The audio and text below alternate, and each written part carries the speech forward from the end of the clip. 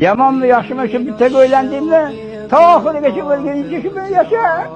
Birinchi qiyomat jumla jahonga Allohdan keladigan qiyomat.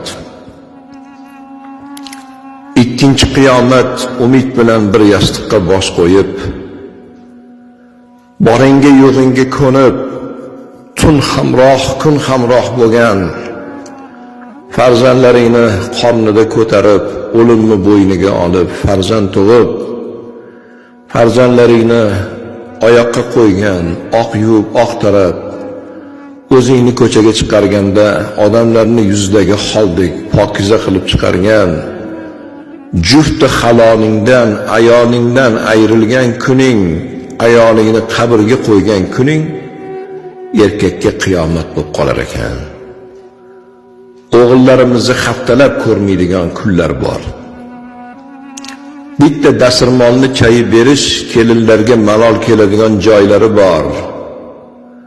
Agar qushni qanoti butun bo'lsa parvozi baland bo'lar ekan bolam.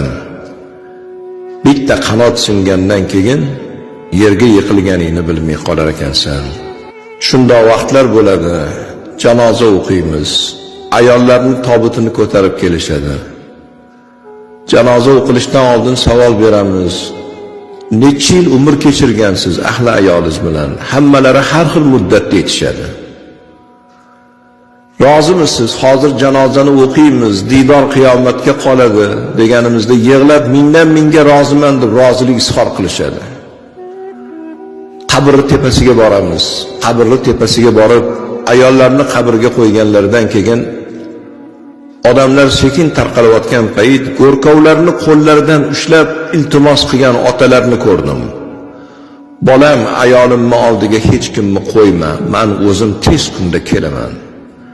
Men seni yolg'iz tashab qo'ymayman deb, oradan ko'p o'tmasdan ayolini qabrini oldidan qo'lim topgan erkaklarni ko'rdim.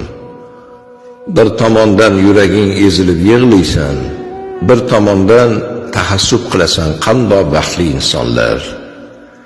Bir-birini tushungan, chiroyli umr guzaron qilgan, yonma-yon qabristonda yotgan eri xotinlarni ko'rganda tahassub qilasan. Bir xil hayoti farovon bo'lgan, bir-birini tushungan eri xotinlarni hayoti u dunyoda ham davom etar ekan, jannatda ham diydor bo'lar ekan. Ilohim har bir insonga umid bilan bosh qo'ygan, jufti haloli bilan qo'sha qarishchi, o'tkazgan hayotidan chiroyli bir mamnun bo'lib, umr guzaron qilib, jannatda ham birga bo'lishni Alloh nasib etsin.